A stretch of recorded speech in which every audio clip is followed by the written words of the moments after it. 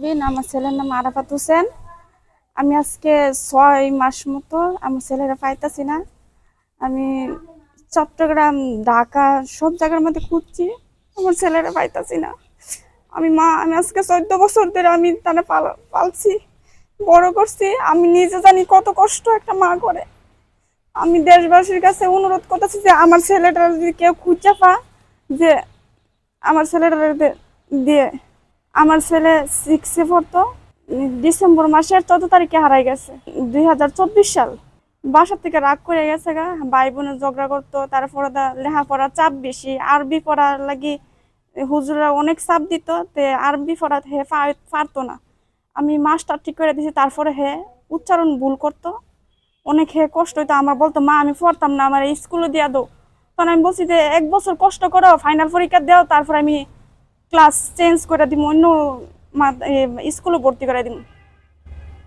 আমি বুঝতে পারি না, যদি এরকম হইতো আমি তার লেখাপড়া বন্ধ করে দিলাম। এত কষ্ট করলাম না, আমি অনেক জায়গায় গেছি।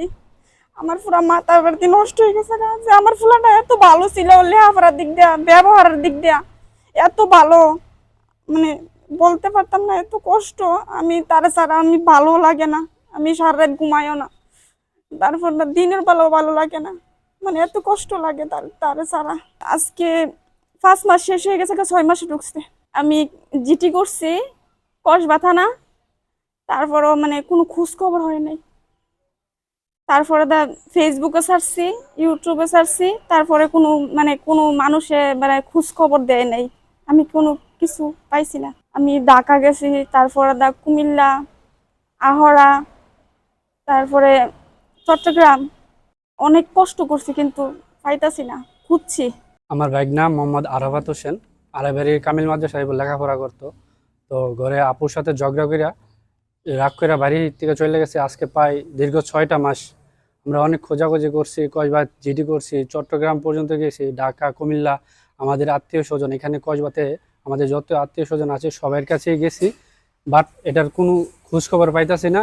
অনেক খোঁজাখুঁজি করছি, আইন প্রশাসন সবার মাধ্যমে খোঁজাখুঁজি করছি। এর নিয়ে আমার আপা খুবই চিন্তায় আছে, খাওয়া দাওয়া করে না, খুবই দুশ্চিন্তায় ভুগতেছে। যার কারণে আমার এই ভাগ্নাটা মাত্র বয়স 14 বছর, মাদ্রাসায় লেখাপড়া করতো। তো এর জীবনটা আর কতটুকু বড়, অবশ্যই বড় হবে। সে আসলে কি এখন বেঁচে আছে কি না, এটা নিয়েও খুব সন্দেহ। তো দেশবাসী ও এনটিভির কাছে আমাদের আকুল আবেদন, আমার ভাগ্নাটার সন্ধান যদি পেয়ে থাকেন, আপনাদের কাছে হাত জোর করে বলি আমাদের ভাগ্নের সন্ধানটা একটু দিবেন, যাতে আমরা এই কসবার প্রশাসন নিয়ে আমার ভাগ্নাটাকে উদ্ধার করতে পারি।